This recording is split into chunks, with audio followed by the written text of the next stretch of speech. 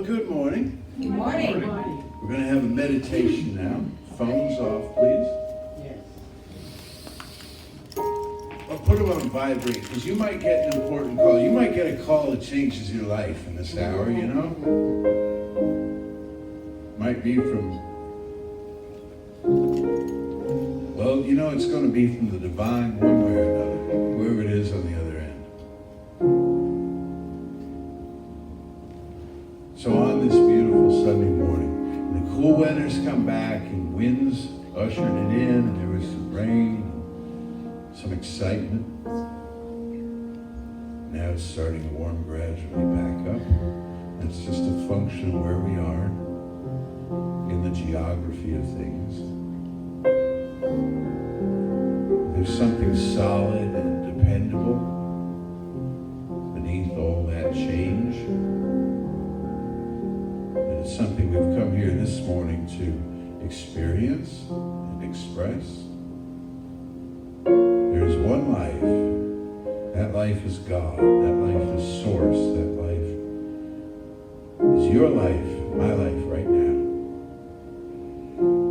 And just as we did last week when we affirmed that life as being present for some people in need, and a land in need, and some animals in need on the other side of the world, where they're in the middle of summer. Today we're going to speak this word about some people a little closer to home as distance goes, on an island called Puerto Rico. And I invite you to join me as we affirm and know that the same intelligence that runs through each living thing runs through this earth as well, and its crust and its mantle and its tectonic plates.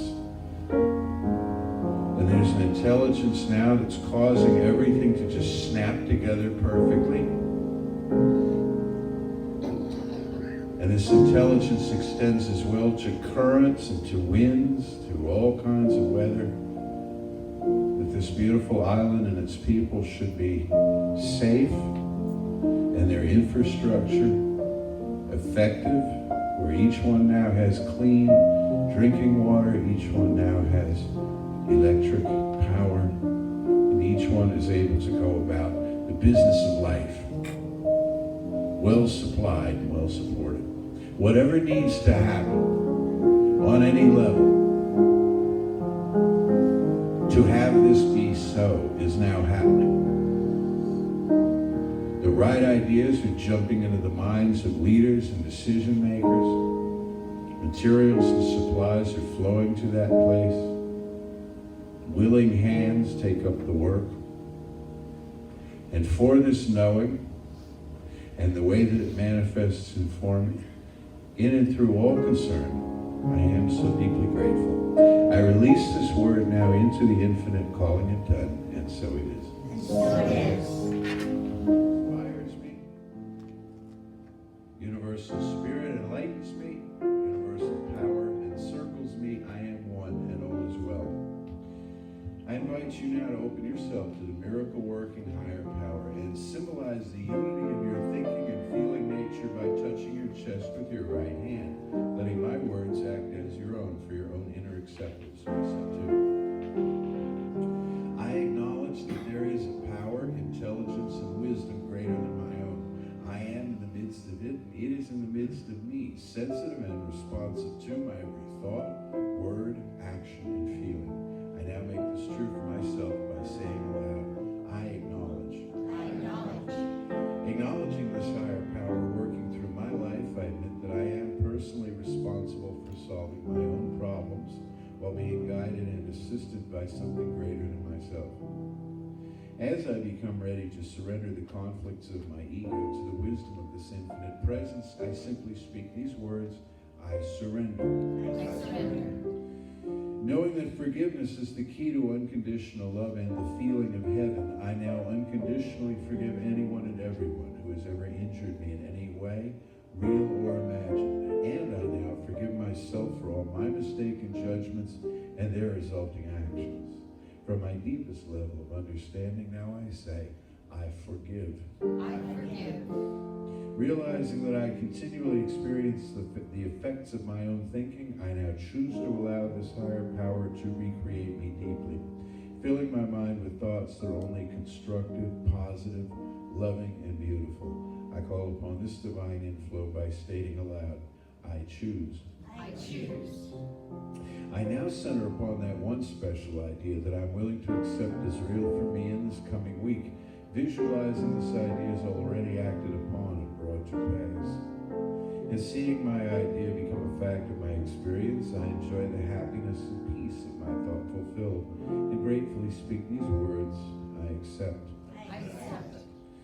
Knowing that I have an everlasting place in the midst of the power that sustains all creation, as well as the support of all those around me, I allow myself to relax in the peace of fulfillment and gratitude and say, I release. I release.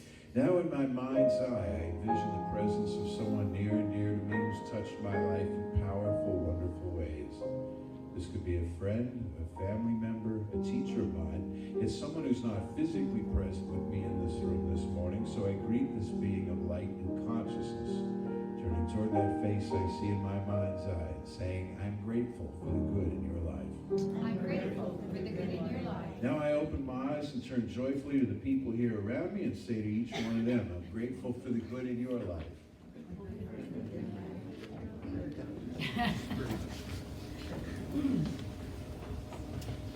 The Milky Way, huh? Well, you know, I was thinking about that. I was reading some astronomy.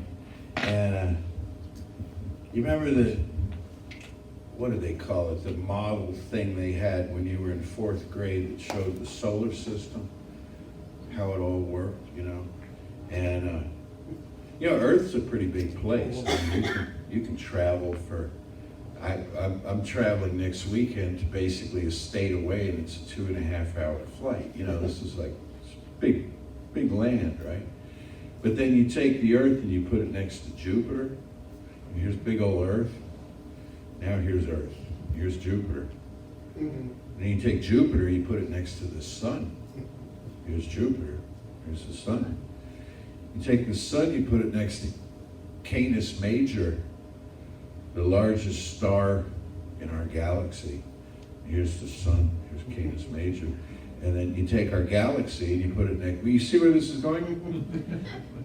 Well, before long, you feel pretty puny and insignificant. Down here on this little bitty speck that's orbiting around this minor star out on the edge of, well, we're not really on the edge of the Milky Way. We're about a third of the way in, you know, but it's like, what is there out there that's doing all of this? Where is power to be found? Well, what I want to talk to you about today, and we're doing this all month and actually all year. You're in for this all year. I hope you'll be with us all year. Because we're going to do basics of science of mind all year. There's that much, and it'll spill over to the next year too. But the idea that I want to get across to you is that there is a thread that runs through all of this, great and small, macrocosm and microcosm, from the largest star system, largest galaxy you could possibly imagine, the vastness of space, all the way down through you to the molecule, to the atom, to the particle, to the field of energy underneath the particle. There is one thread that runs through all of that. And for want of a better name, we'll call it the divine idea. The divine idea that permeates all of this. And wherever you are in that chain of events, chain of experience, this thing is right there with you, this divine idea. And you can count on this, you can lean on this, trust this. It's not only in you, it's in every living being, and in all inanimate objects as well.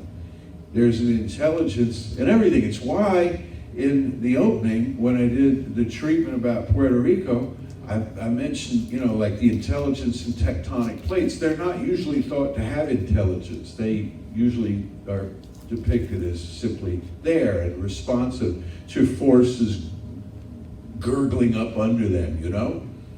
And the movement of earth and the movement of the magma and so forth. But they are intelligent. Because there's one life, not countless lives, one life ultimately, that is our source that's manifested in every particle of being. Fully manifested, fully present at every point within itself, which it's able to accomplish by virtue of being infinite. Only an infinite system can do that, as we discuss often. It's fully present at every point within itself. And that includes stuff like tectonic plates. It includes weather.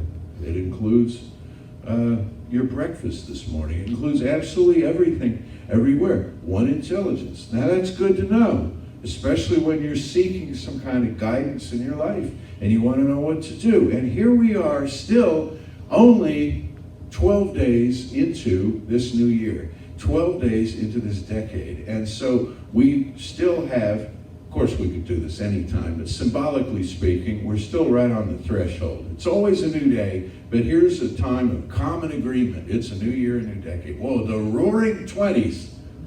You heard about them. You didn't know you'd be there, but here they are, the Roaring 20s.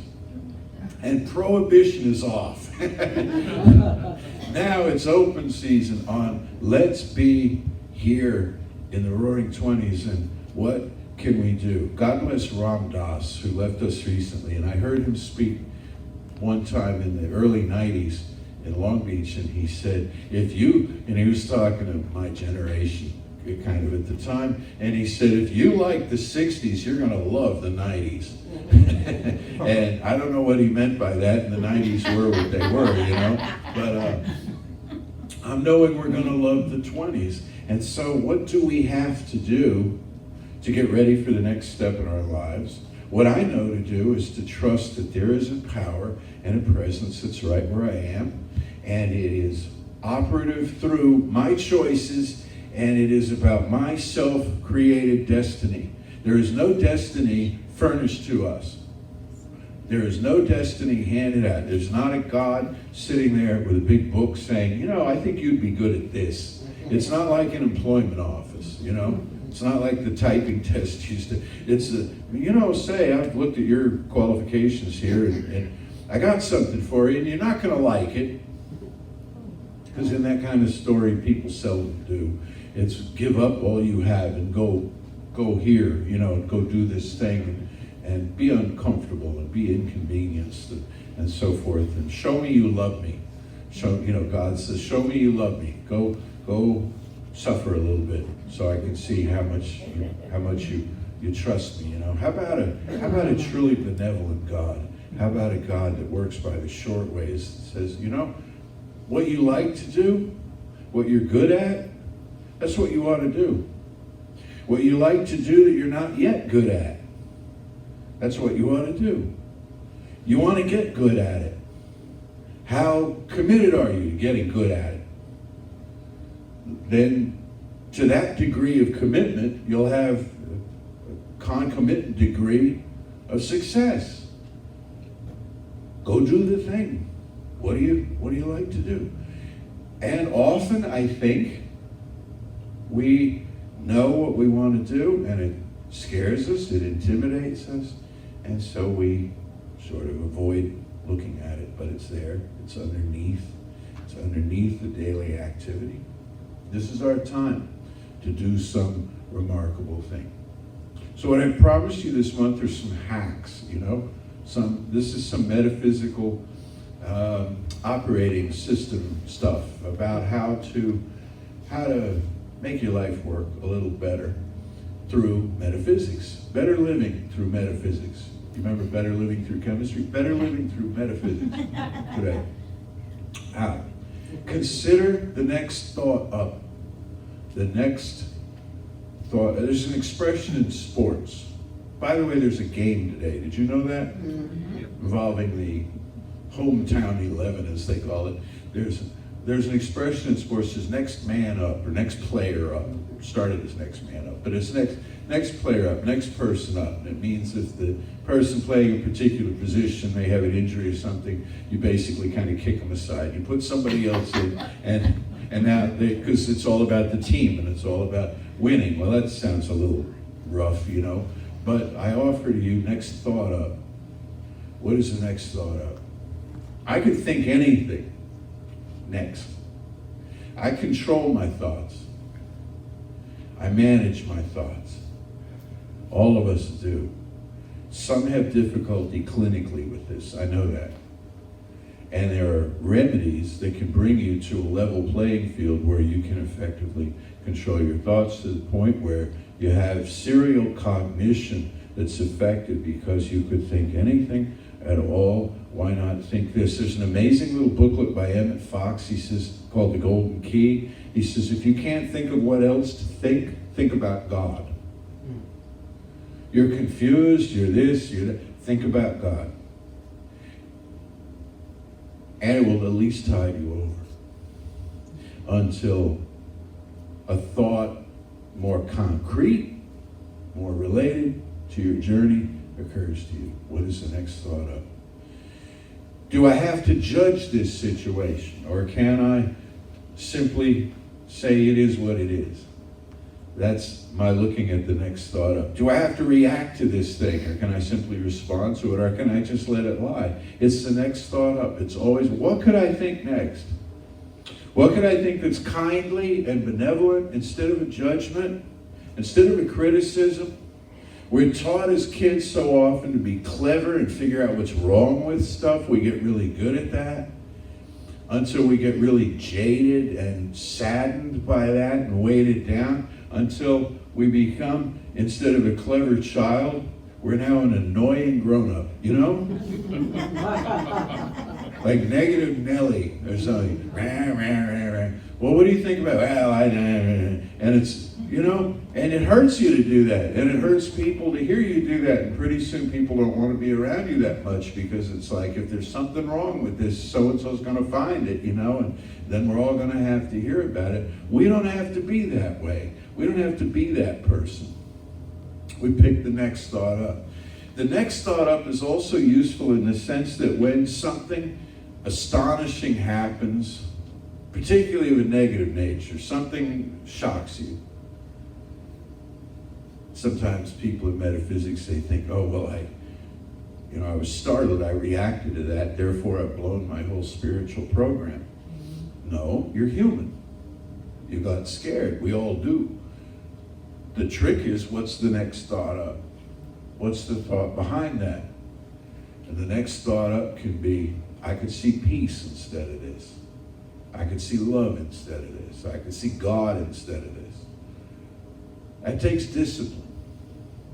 It takes practice. It's a habit. You read stuff about leadership. There's a whole lot of advice comes your way right at the turn of the year. Have you noticed that in your news feeds and stuff? There's a lot of, you got to work out, you got a keto diet, you got to do this and this and this, in this coming year. You got to do it all at once. Well, one of the things that's come out that's really useful.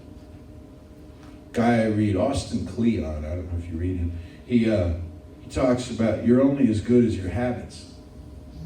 You're only as successful as your habits. Do you have a habit of doing your spiritual work? It's not a once in a while thing. You see, the divine idea that runs through all the cosmic stuff I described earlier is called among other things, the perennial philosophy. We in this place teach the perennial philosophy. This is a term, an Italian Renaissance writer whose name I forget, coined it. And Leibniz, the philosopher, ran with it. And more recently, Aldous Huxley wrote a book about it in the 20th century. The perennial philosophy. The perennial philosophy is simply this, that the divine is represented within every part of creation. And that this idea runs through all world faith systems, elaborated on, hidden sometimes, really obscured in some ways, but it's there.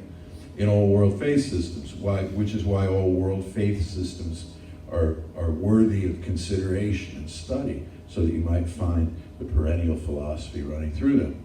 Well, if it's a perennial philosophy, it means it's not an annual philosophy. Okay?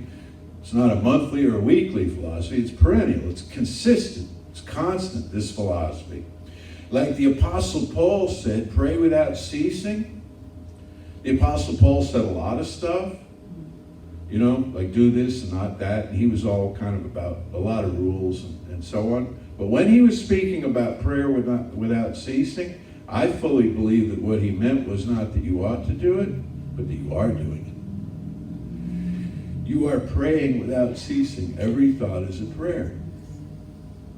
And so the discipline that's required to manage consciousness is required at basically every moment.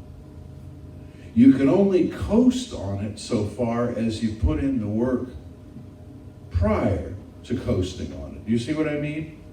It's like you start the engine and you prime the thing and you put some gas, you put down the pedal and you put some gas in it. Now when you get to the top of the hill, you can coast because it's in the chamber and it's burning and it's being consumed and so on. Well, you build up energy in reserve by starting from right where you are and moving to where you choose to be, a thought at a time, by affirming, in some cases, outrageous stuff. Outrageous stuff. Because this is the year that you choose to come into your own. Not part way into your own, not just inch, a little bit ahead toward your own, but come fully into your own. You claim outrageous stuff. And then you can coast a little bit on it and have a little humor about it and so on, and step back and rest somewhat. That's why they have a Sabbath. It's all about consciousness as the thing gains purchase. But first you put in the work. First, it's like exercise, like physical exercise. They tell you don't exercise every day because your muscles have to rest, and so you space it out with cooling down periods and so on. So it is with spiritual work. You take some time and you're silly and you watch TV and you watch an action movie or something, and you get all off into that. You think different things, you imagine different things, but then you do your work. You set time aside to do your spiritual work. What is your work? To know there is one life, there is one source, there is one power, and that's all the power there is, no matter how it looks. No matter how it looks, no matter how it ever has looked, there is only one power. This is the thing that you know. You do that work, you build that habit, and each time you do it, it becomes easier to do. And you're not sitting there thinking, whoa, this sounds strange and different. Do I really believe this? You just throw yourself into it, and it, like I say, it gains purchase in you. Get traction going, You get traction going, and now you've got a habit built, and it's a good, strong, healthy habit. Now people come to you and they say, oh, my life's a mess, my hair's on fire, I don't know what to do. And you say, there's one life, one power, one presence, I know that. And say, how can you say that? What do you mean? Say, I'm not talking to you. I'm talking to me. See, I'm saying this to myself, within myself. I'm having this knowing about you. You don't have to have it right now, because you're in a state of upset, and I get that. And what I give you is my compassion. That's what you get from me. But what I get from me is the truth. What I get from me is the truth. What I get from me is the declaration that, yes, this can be so. And so you build the new habit. See, a lot of times what we do is we make up rules for ourselves that don't exist. Then we turn those into habits. We make up laws for ourselves. Have you ever done that? People make up laws. They're hurt sometime and they'll say, so all people are like this. All men are like that, or all women are like this, or all bosses are like this. And I was trying to think of a practical example, and I got a silly one for you, but it's an example.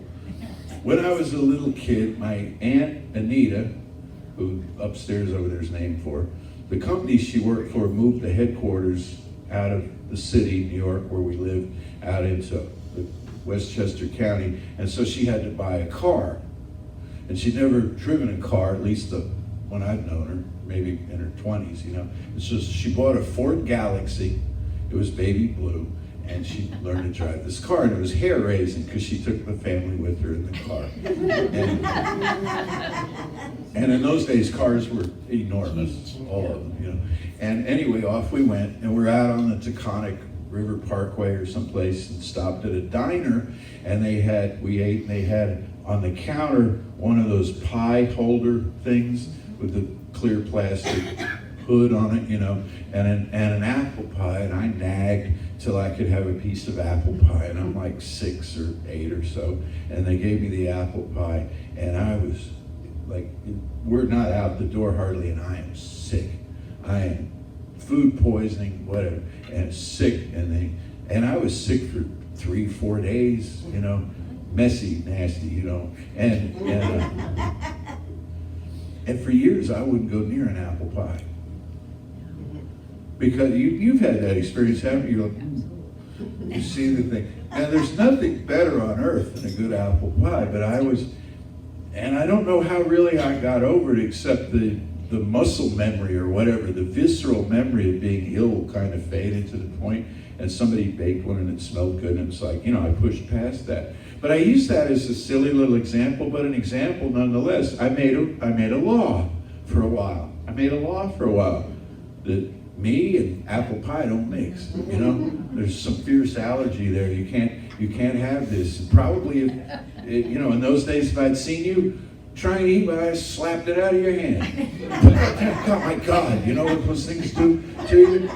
And instead I had this nasty piece of pie been sitting on that diner counter for who knows how long before somebody finally, you know, you ever do this?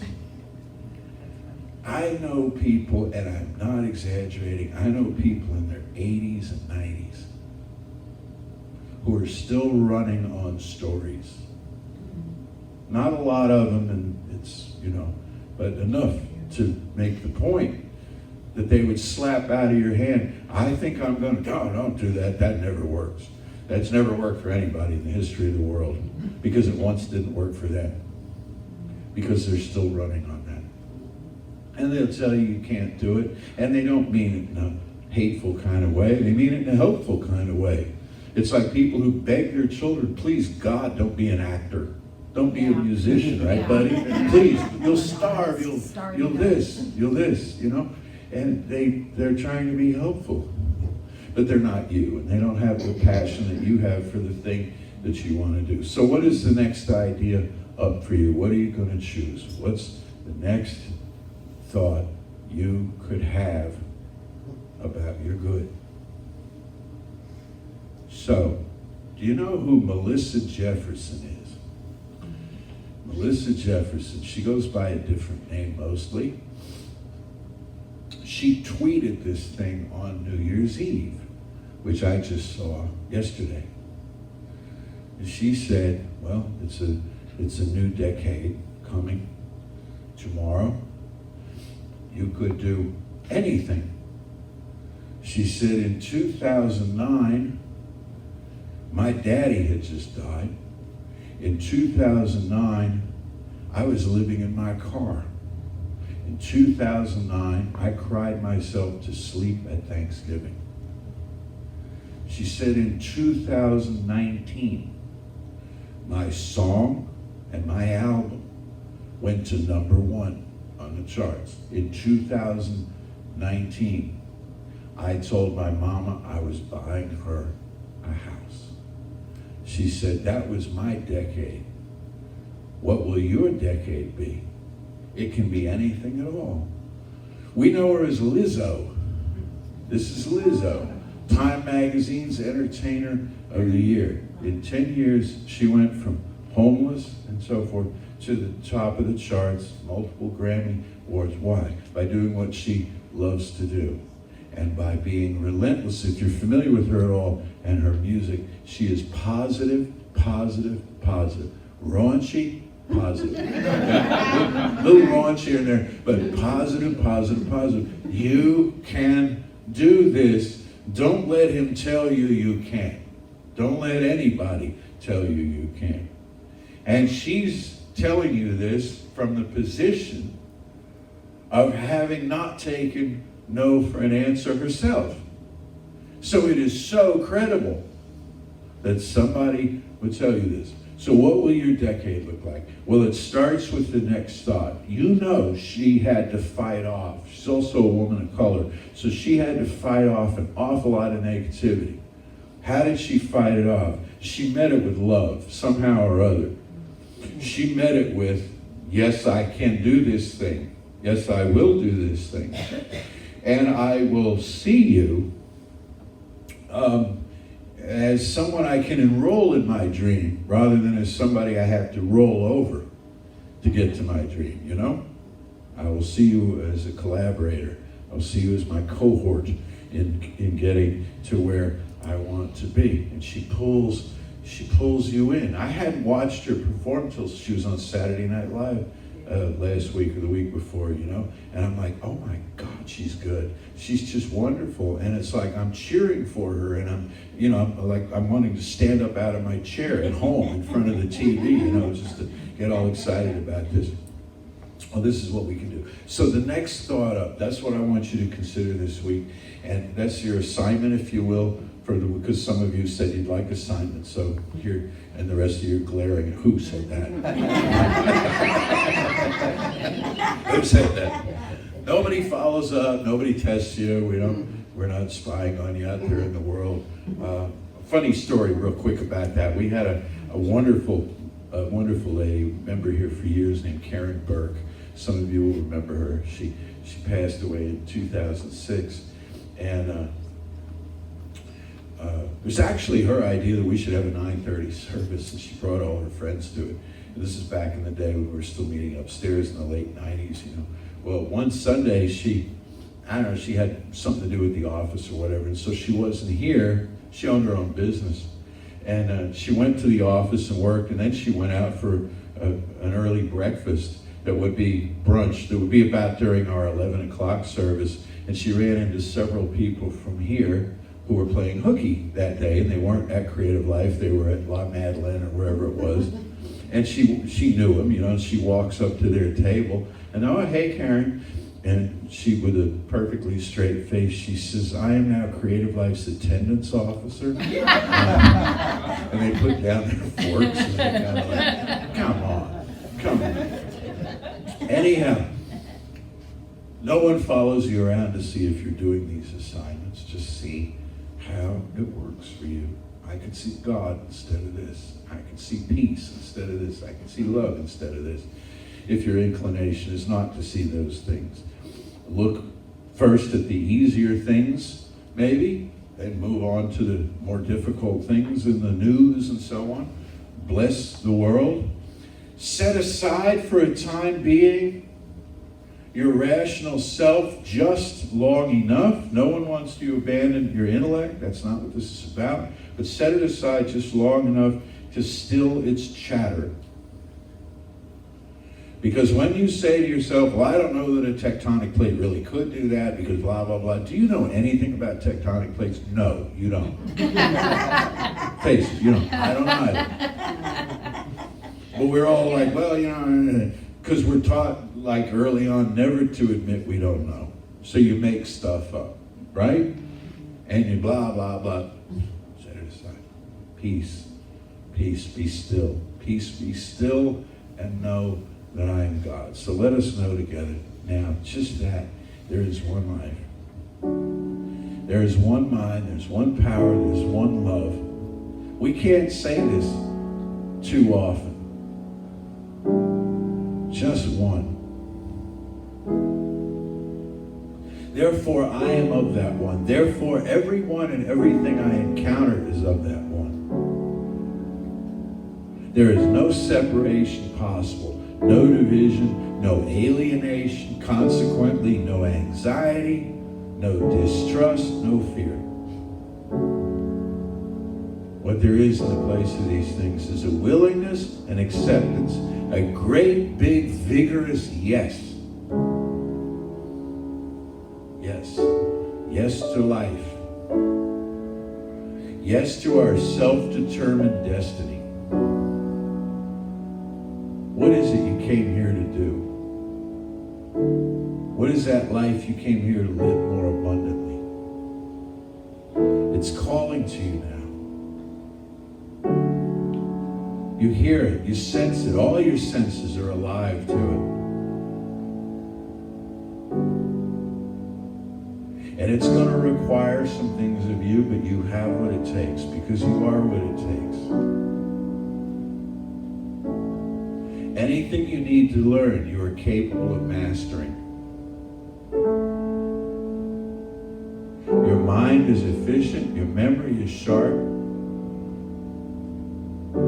Your skills are all honed to a fine point. Your body is ready too. Your stamina, your breath, all the systems and actions and functions of the physical you, they're behind this thing as well. And outside of you, or what appears to be outside of you, where other people live, you have friends, you have colleagues, collaborators, co-conspirators in this amazing recapture of the perennial philosophy now as the perennial practice. This habit of mind whereby we wisely judge, prudentially determine, and yield to that inner spirit that carries us home in bliss, in wonder, and in joy, for this knowing and its manifestation in form everywhere we turn. I am so deeply grateful. I release this word now into the infinite, calling it done, and so it is. So it is. Once again, would you? Good morning, everyone. While we are gathering together and figuring out how we're going to hold hands with each other in our circle, I will be over in the practitioner's room, which is next door to the bookstore, 10 minutes or so after service ends. So if you have something that you would like a knowing for, whether it's to release something or embrace something, I would be happy to do that with you. And so as we take in a deep breath together and acknowledge that there is one life, one power, one presence, next thought up. I choose love. I choose compassion. I choose peace. And all of those are thoughts. And what an amazing way to begin this day, to begin this season, because everything, absolutely everything, begins with a thought. And so I choose that next thought to be one of healing and wholeness and compassion. And we know this is the natural state of the world because no matter what the turmoil is, we see love rushing in always. That there are helping hands for our friends in Puerto Rico. That there are so many helping hands for crafters to make mittens for baby koalas. That they've said, please don't send any more. Send us nests and pouches and money. Because all of this is the energy of the one seeking to fill the void where there is a need. Anytime we look at a disaster, whether it's a fire or a flood, we name that thing because of our experience with it. But if we look a little deeper, we see nature seeking to restore itself with new growth. And so we can be rest assured that we do live in this benevolent, loving, whole system that is always seeking a way to express the highest and the best. That's true for each one of us in this circle. It's true for each one of us in this community. It's true for each one of us in this world. I claim that. I know that. Oh, thank you, Mother, Father, God, for all of the good. I release my word into the infinite, and so it is. So it is. Say with me now, something wonderful is happening through me. Something wonderful is happening through me. I feel it in my body. I feel it in my I body. feel it in my mind. I I feel feel it it in my I mind. feel it in everything I am. I I feel it in everything I am. I choose it. I choose it. I trust it. I trust it. I use it. I use it. And I love it. And I love it. So it is. So